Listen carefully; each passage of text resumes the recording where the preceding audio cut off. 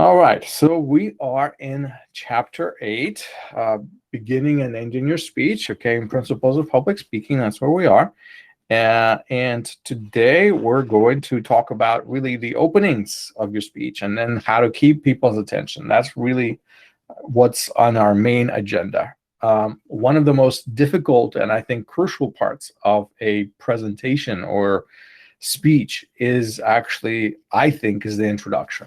Okay, it is hard to sometimes, have a conclusion, but to me, the introductions are very important and actually crucial to the rest of the speech. Because if you mess up the introduction, the rest of the speech is not going to go well, essentially. So the question is that the authors ask in the book, or an observation, let's say, that they make, is that it's really important. Your success of making a speech is contingent to how well you will frame your speech and your ideas, and how well you will be able to keep the attention of your listeners.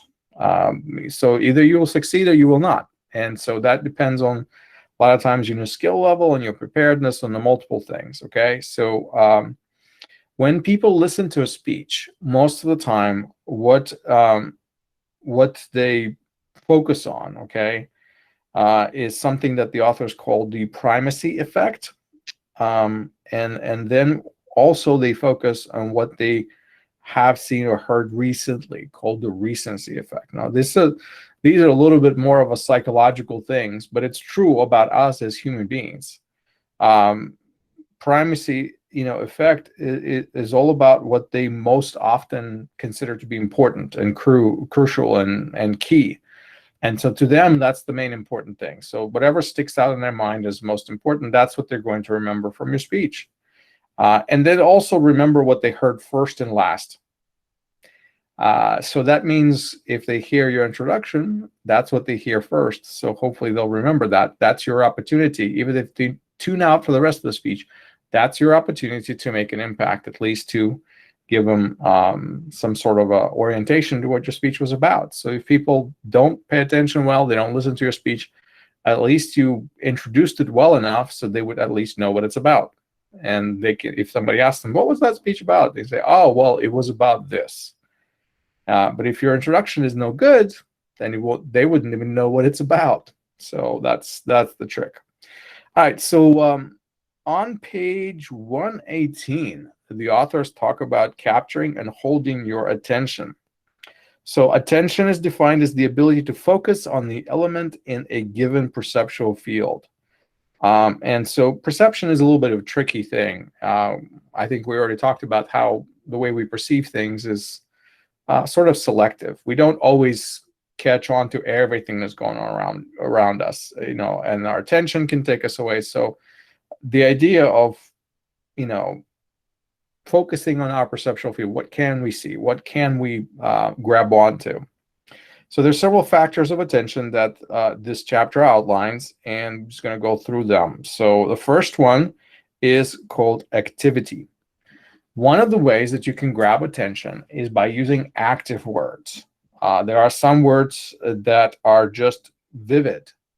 They describe action. So when I say word tore or shot through or slammed or ripped, when I say, so-and-so came into the room and slammed the door. When I say that word slammed, you can actually visualize it. And what happens is your imagination actually knows what a slam door sounds like. So your mind fills in the gaps of that door flying and slamming and making that noise. In a sense, you're making a movie in your own head as I'm speaking. So using action words like that, which is why action movies are popular, is actually quite effective. It creates that experience for a listener that's more memorable.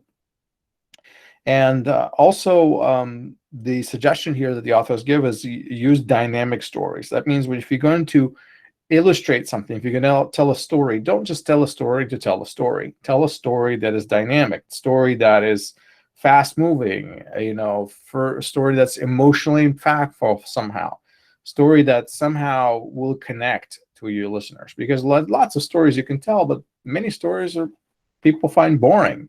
They can't relate to them.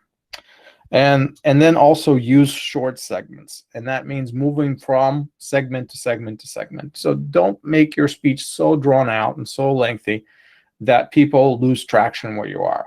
And we already talked about using transition words and things like that. And so organizing your speech properly, breaking it up into shorter segments so that you don't ramble on, essentially, will create that sense of activity. The speech is moving, it is active, it is constantly on the go. And so that creates a certain, ability for people to keep their attention. Why? Because it's moving. Something that's moving is easy to follow. Something that stands still, you get bored with it.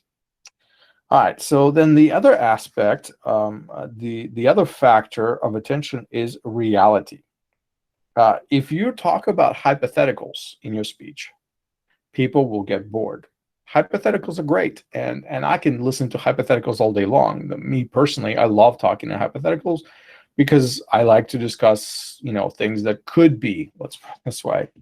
And I like that personally. So that would not bother me, but a lot of people would get bored with it. And so if you use specific events, specific people, specific places, be concrete, use real objects. Real objects are easy for people to conceptualize. Why? Because they know something, okay? So, while it's nice to talk about ideas, talking about things is actually a bit more down to earth, and it gets through to more people. All right, the next factor is proximity. Now, what's proximity? It means nearness. Nearness is all it is. We're talking about being close, being nearby. And sometimes when you're doing a speech, and this works with live speeches, but it doesn't work with anything else, is you're right there, you're standing in the room, you can point to an object, you can point to a person, you can point to something which is right there in the vicinity, and that makes it real. That makes that, that makes that speech situational and makes it dynamic. It wouldn't work if you weren't in the same room, but because you are in the same room, you just point to it and everybody sees it. So that also holds people's attention. Why? Because it has to do with their surroundings. It has to do with where they are. That it creates an immediate connection with the audience. So another one is familiarity. If people are familiar with something that you're talking about, they can identify with it, they will focus on it. So it's key to always include, even if you're talking about something people don't know, always include some things they do know. Begin with what people do know about whatever subject that you picked. Maybe you picked a very complicated subject and nobody knows much about it, and you're going to have to do a lot of educating. But if you pick something they do know, something they can identify with, and put that first, that will most likely keep them going and keep them listening. If you give people too much unfamiliar stuff, they will shut down, essentially, and their attention will dissipate. So another attention factor that the textbook lists for us is novelty. So again, this is the technique of, if you say everything that is familiar to people, if everything you say people already know, and you're just rehashing things that they know well, and you don't really need to be standing out there telling them something because they already know it. Again, they'll get bored. So unless there's some sort of a novelty factor in your presentation, people are going to get bored. They're not going to pay attention to you. If you're just going to say, I'm going to talk, about, school and how expensive tuition is. They're going to say, okay, we all know this tuition is expensive. And then you're going to go into, this is how much a credit hour costs. And then there's these fees, and then there's this, and there's that. And then I have to apply for this, and I have to fill out this paperwork, and that costs this much money, and this costs this much money. It's like, it's all great and interesting, maybe. But most people who are, your fellow students are going to sit there, yeah, I know that. What new thing are you telling me? And so this is where you have a novelty factor, and by bringing in that novelty factor, you keep their attention. So you have to take a different edge to tell them the same information. Find some kind of an avenue to make that information, if it's information what they need, better organized, more novel, more interesting. So find what is new about it. essentially. And so whatever that may be, that is your angle. And you could present the same old information, but you can present it in a new way, and all of a sudden people are listening. So that's the novelty factor. Suspense. Well, who doesn't like a good mystery, right? I hope you guys like some detective stories or some Agatha Christie mystery or something like that, where you read the story and you have no idea who did it, and then in the end it comes out and you're like, oh, out of all the people that I thought was guilty, that I did not expect. So we all love mysteries. Sometimes you can keep the suspense going. Give people a mysterious type of introduction where they don't really know how it ends. A lot of times I hear a speech and I say, okay, I know exactly how it's going to end because I understand a person's point. So they're going to meander through a couple of issues, and then they're going to get to this conclusion. What if you don't know how it's going to end? So sometimes suspense is something that can be used to keep people's attention. And I have used suspense a number of times, and it works every time. It works really well. The whole time people are sitting there thinking, when is he going to get to that other point that I don't know about? So that works.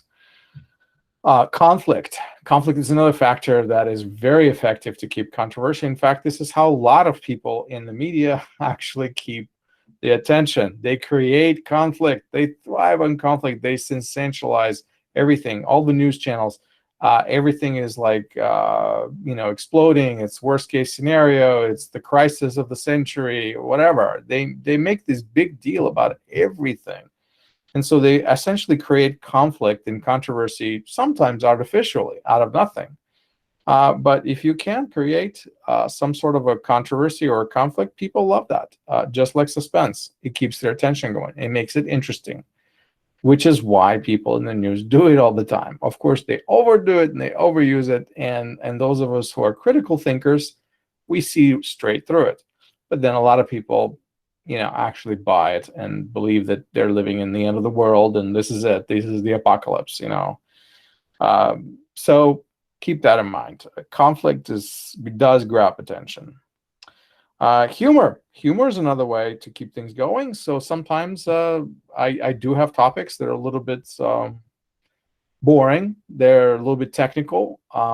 And I've been known to use humor. I've been known to throw in a joke or two there because people get bored, and so you just kind of keep things amusing.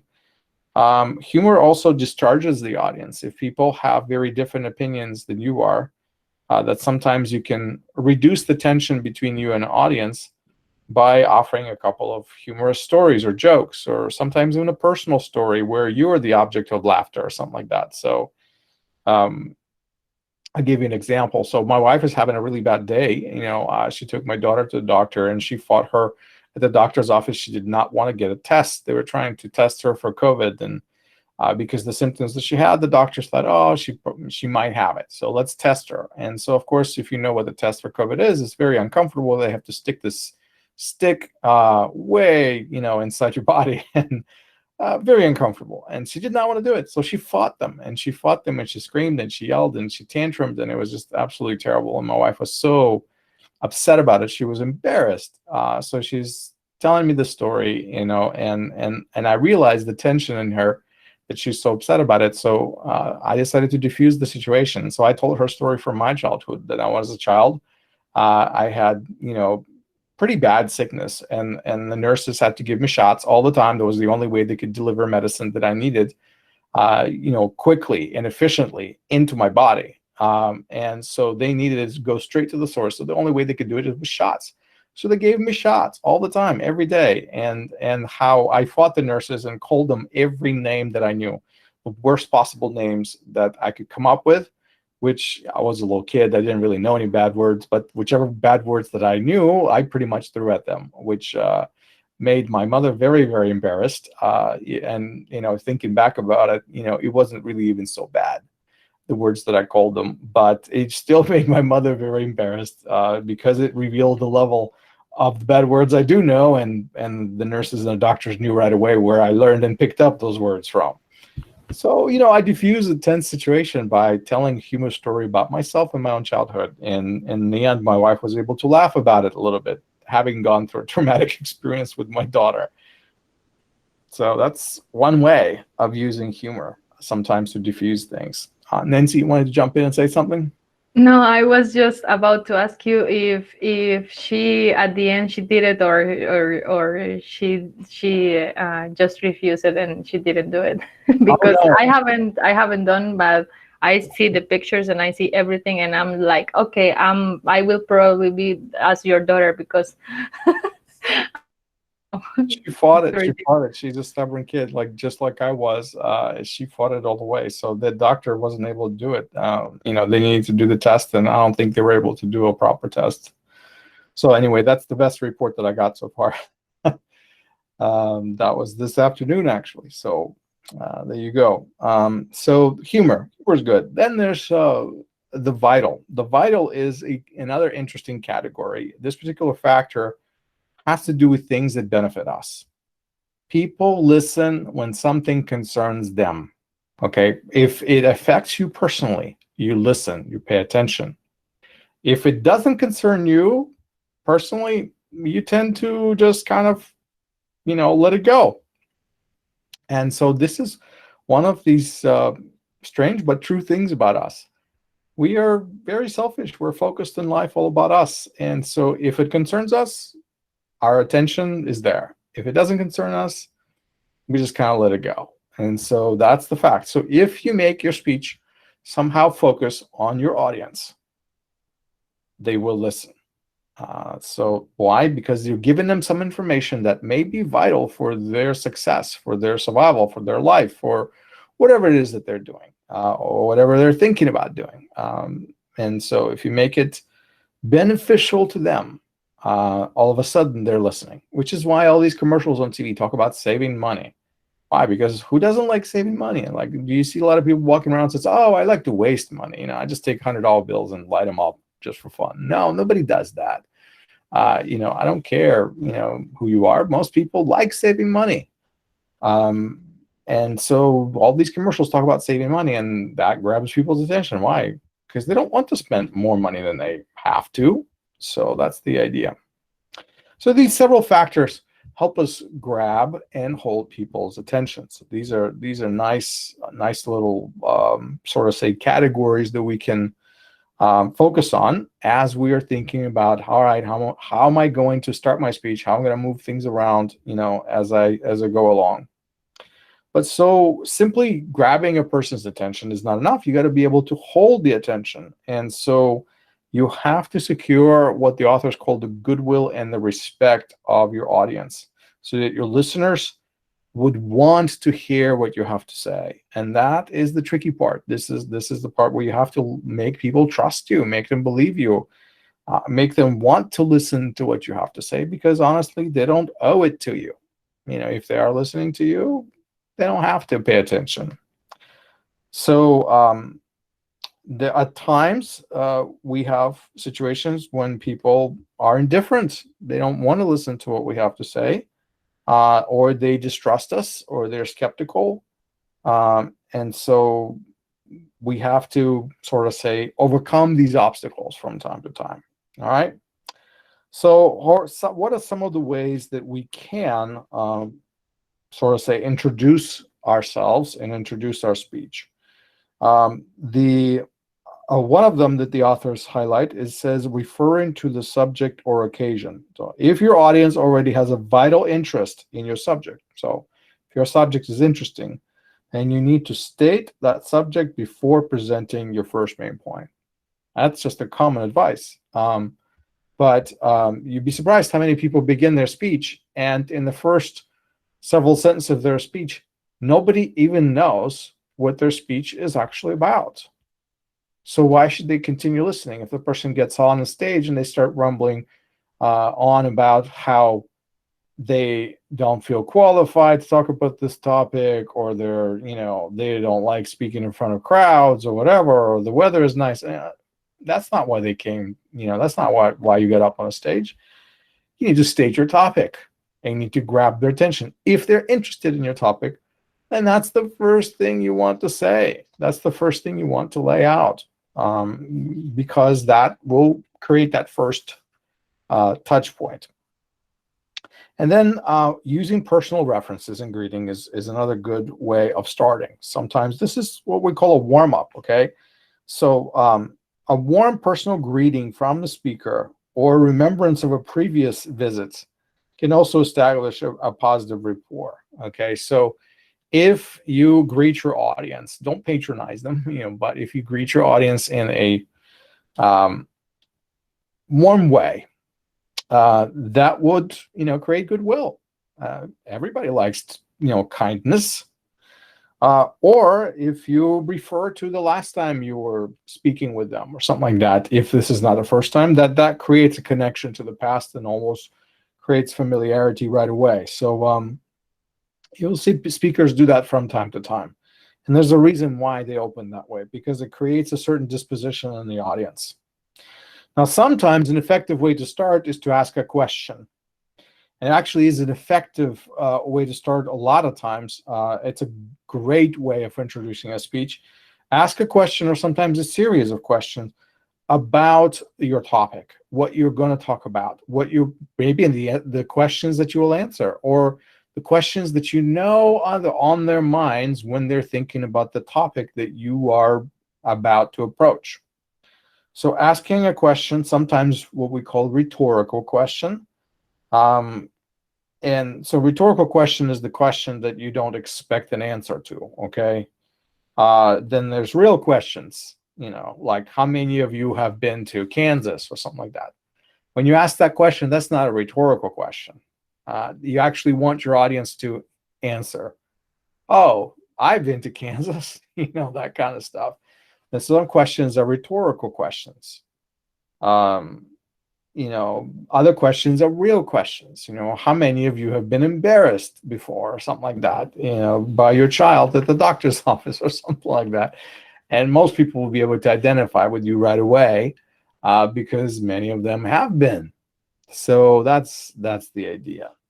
And asking a question is a good way to start a speech and orient people. What is it you're going to be talking about? But also grab their attention. Why? Because it's about them.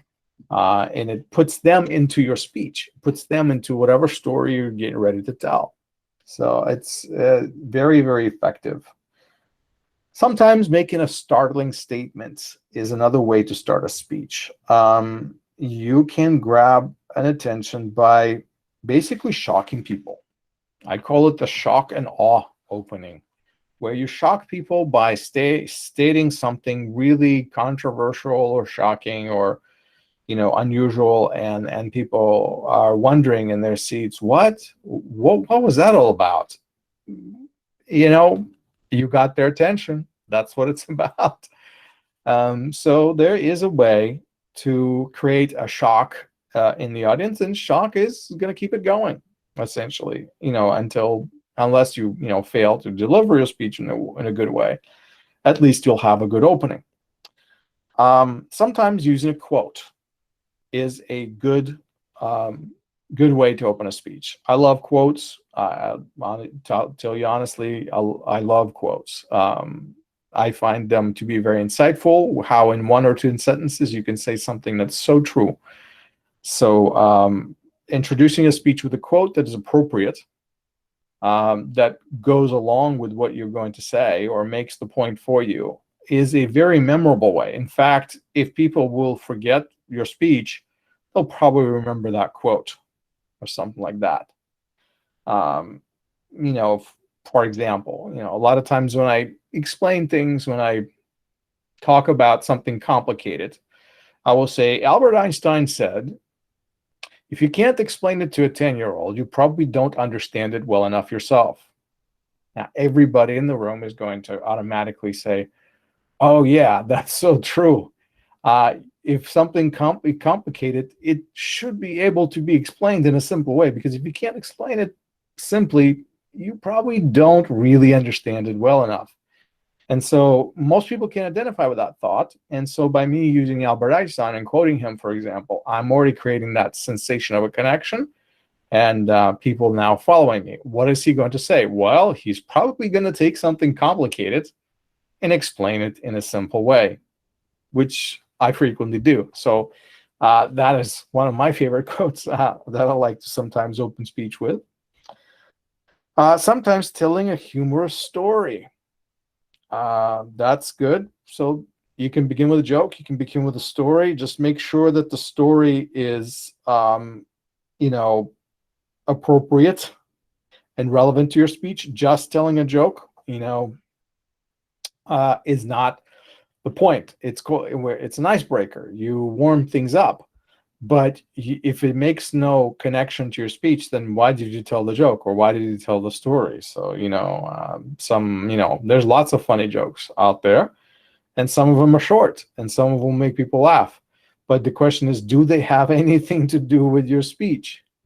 And also be careful about good taste when telling jokes. Some jokes are inappropriate. Some jokes are inappropriate for certain audiences, and they will offend people. You'd be surprised how many times people will get offended by a joke because they find it inappropriate. Where you think it's hilarious, they find it inappropriate. It crosses the line. And another thing is culture. Keep that in mind. Some jokes simply do not transcend culture, and they never translate. I've been tempted many times to tell jokes that come from one culture to another culture. Most of the time, it absolutely fails. So I have not been able to do that very successfully many times. But so yeah, opening with the humor story or a joke could be very amusing, could be a good attention grabber. It's effective. Using an illustration. Now you can open your speech with an illustration, which is another story, and it doesn't have to be humorous. Again, it doesn't have to be funny. If it is an interesting enough illustration, people will listen. If you capture their imagination, they will listen. So, but you make sure that your illustration is relevant to your central idea. Once again, just telling a story that doesn't follow through with your central idea, is worthless. You've entertained people for a little while, but they will sit there and wonder, why did you tell that story? And how in the world does it connect to everything else that you said afterwards? And that's where things will fall apart, for you. So that's really important. So that's several ways of how you can introduce your speech, how you can sort of say open. Let's see. There is a nice little section over here that I want to drill into just for a moment. On page 126, the authors talk about completing your introduction. Okay. They talk about having certain purposes in mind when you speak. And this is what they say. No matter what type of introduction you use, however, you should have 4 purposes in mind. Number 1 is gaining attention of your audience. Number 2, winning their goodwill and respect. Number 3, establishing a solid interactive connection between you and your listeners. And number 4, setting the direction for the substance of your talk, because obviously introduction is not the substance, it just gets them into the topic.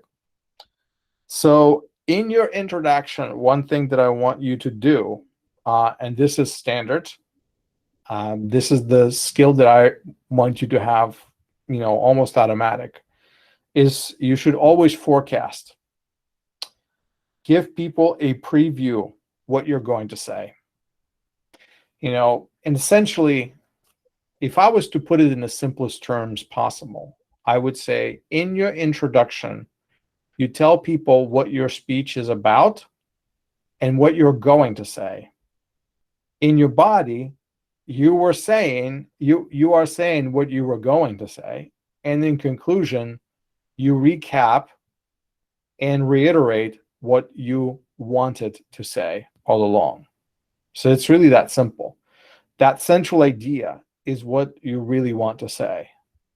And in your introduction, you just say, today I want to talk about this, and the reason is, or the point is, or here's my preview, here's my forecast. I am going to explain, 3 things to understand about cats or something like that. I don't know. I'm just making things up as I go along.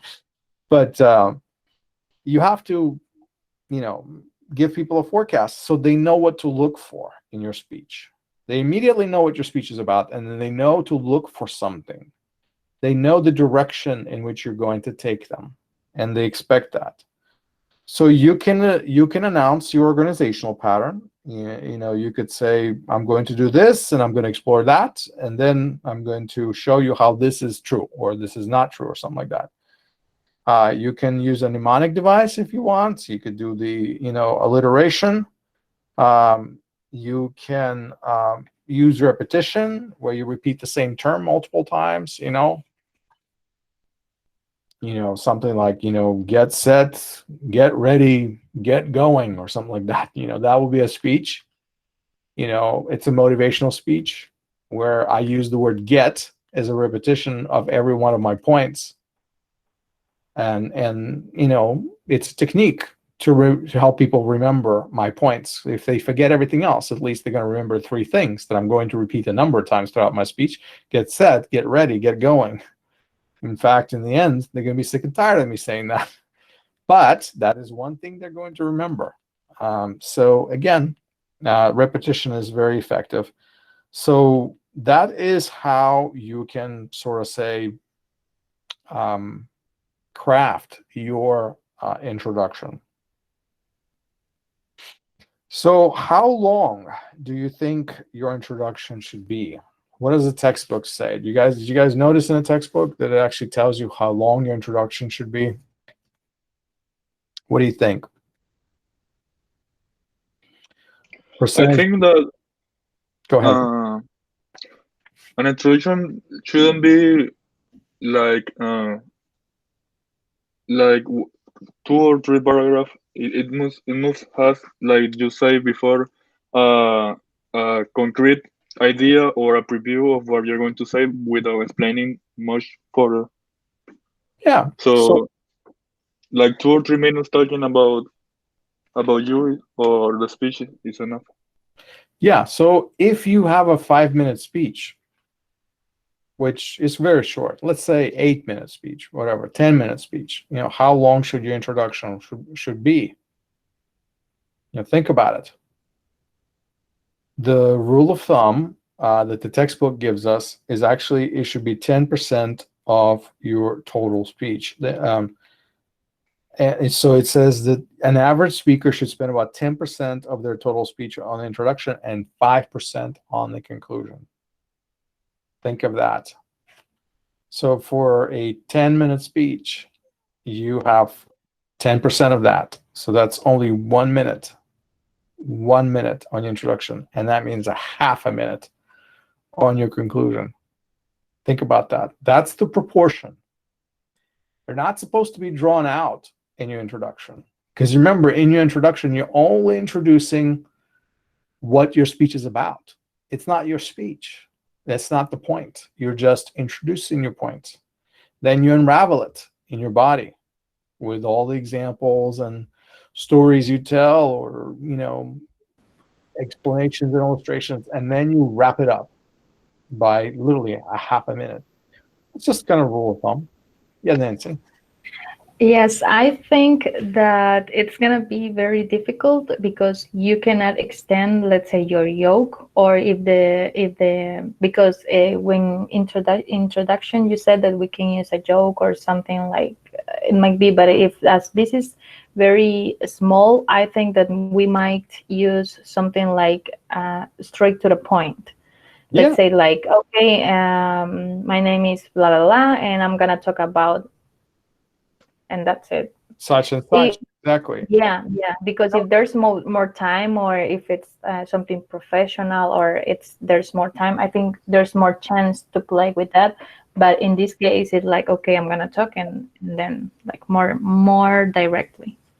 It depends on a speech, Nancy. Everything has to do with what your topic is. Everything has to do with your audience is, what your setting is. In some places, it's not appropriate to tell a joke. Yeah. It just isn't. Okay. So I like to open a lot of times with some humor, and this is my thing. And so I was speaking in this one church, and I opened up with a joke, and nobody laughed. I was a little bit Very disappointed. serious. I was a little bit disappointed because I was hoping, that to get some reaction from the audience, but they didn't laugh. So I cracked a second joke just for fun, and nobody laughed once again. And so after that, I just moved on to my speech because I was a brand new place. I didn't know anybody over there. This was a completely new audience. I had no idea where they were, and they had no idea who I was. So I wanted to kind of start diffuse the situation by telling people something funny, and I got zero reaction from the audience, And so I remember that as I'm walking out of the church, this 90-year-old lady comes up to me and shakes my hand, and she says, what you said in the opening was so funny. I almost laughed. That's what she said to me. And that's when I realized it's not appropriate to laugh in their church. They don't believe in that. They believe in being serious, okay? And I came in and I try to make, humorous situations, sort of say, and they reacted in exactly the way that they were trained and taught to react in church. They were serious about it. So, in that sense, I missed the boat. I didn't expect that they would not react to my humor. But so you're right. There are some situations where it's just simply not appropriate. Can you imagine me showing up to a funeral and giving a eulogy and starting with a joke? That would be a tough one. Yeah. That would be a tough one. That is, in some funerals, maybe, but most people are not in a laughing mood in funerals. It's a very somber situation. People are not happy, about what happened. So I could try to diffuse the situation, but there's a right way and a wrong way of doing it. So sometimes it's not appropriate. If it's a business type speech, you just get on with it. And if you have a limited time, again, you think about it. Is this how much time I want to spend on that? And then your answer becomes no, I don't have time for that. So move for the practical. Say what you want to say in a more concise way. So essentially, that's kind of something I wanted you guys to know about the percentages and like how long should your introduction be, how long should your conclusion be. As what Francisco said, a couple of sentences, a paragraph is really all you need for your introduction. And then the same thing for your conclusion, just one paragraph, just short point. Because by the time you get to your conclusion, you've already said everything you wanted to say. You're actually not saying anything new anymore. You're just summing up everything that you already have said. So you should be able to sum up things in a very concise way, essentially. So about 5% of your time. All right, excellent. So so beginning your speech is one thing. What about ending your speech? Ending your speech is the second part of this chapter, and it talks about also several sort of say aspects of ending your speech. When you have a conclusion, your conclusion is supposed to reinforce the message of your speech. Is supposed to complete the emotional relationship that you have constructed with your audience. You have to have some sort of a so what moment. You have to create a sense of completeness. Sometimes people say something that they want to say, they express their ideas, but they have a hard time wrapping up and getting to that so what point. And that's what your conclusion is, essentially. You basically have that dominant idea, that major idea that you've been wanting to present. You've already presented it now in very strong way, perhaps. And so all you can do is summarize what you've already said. And there's your so what, there's your therefore. If there's a call to action, there's a call to action. If there's a call to understanding or greater awareness, then it's a call to greater awareness, understanding, whatever it is that you're trying to achieve with your speech. Your goal and your purpose of the speech, that's where it gets real in the end. Basically, what was your goal? Did you achieve your goal? Well, if your goal was to do this, then that's what your conclusion should say. It should get people to do that, whatever it is that your goal was. So you get to set the mood. You get to create the speech, and the authors explain in this chapter. And once people have a sense of completeness, once people feel that you're, oh, the speech is ending now, all right, so then they feel good about it too. So if you end your speech inappropriately, you end it abruptly, then they feel like you didn't say everything you wanted to say, or you somehow held something back, or there's a strange feeling in the room happens when people don't end their speech in the proper way. So so some speeches end with issuing a challenge. Okay, you can challenge your listeners. You can request a certain action or support. We can remind them of their responsibilities or something that they have to do, and that's what challenge does. It essentially moves people to some sort of an action or belief in something, whatever it is that you have been presenting to them, or at least a realization of something, changing their mind about something, maybe, I don't know. Another way to end, and this is the most traditional way, is to summarize your main points. So if you had 3 points, just restate them.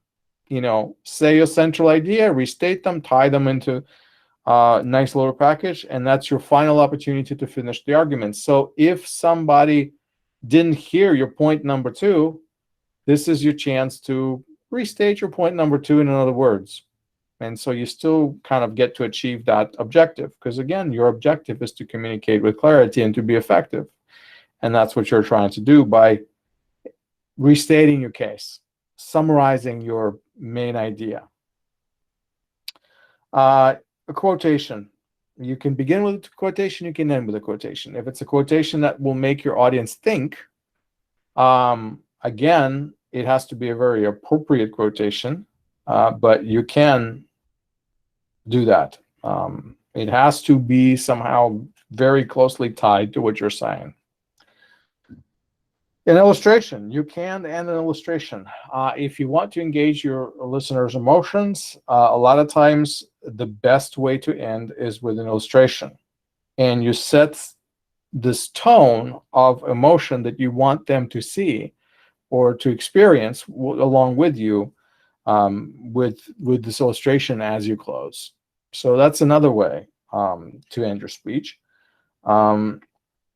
Supplying additional inducements to belief or action is another option that the authors here outline here. So you are going to review your ideas, whatever it is that you were talking about. Sometimes people are tempted to supply just another reason or another why or another therefore, or why should I do this, or why is this important? So it's more of a kind of a thinking out loud way of closing. It can be done. I don't find this particular type of closing particularly effective myself, but I think with some speeches for some people it might work. So take it or leave it for what it is. It is one of the options you have. And then stating a personal intention. This is really good when you are doing a motivational speech of some sort, where you're trying to rally people to action in particular. If you state what you personally are going to do, you want your audience to adopt a certain attitude. You want them to act in a certain way.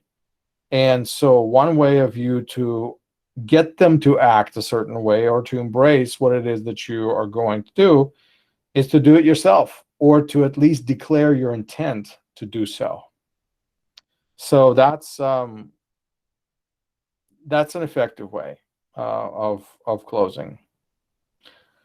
So these are good suggestions on opening and closing your speeches. Hopefully that makes sense to you. Hopefully my examples are not too hokey and you can follow along, so that it gives you an idea of what kinds of things you can do with your speech.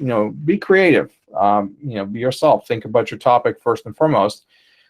Maybe one of these things works best for you, and maybe something is not. So as you're thinking of where you're going to take that speech, you have all these choices. And don't be afraid to look into this chapter for ideas. You can always go back into your chapter and say, okay, what should I really do? How should I open it? Well, here's several suggestions. These are really nice, concise ways of giving you kind of almost a guide, kind of like a menu of options that you can choose from. Okay. So that's the idea. All right. So let's take a break. Let's do like a 10-minute break. So it's 4:30. So 4:40, let's get back, and we will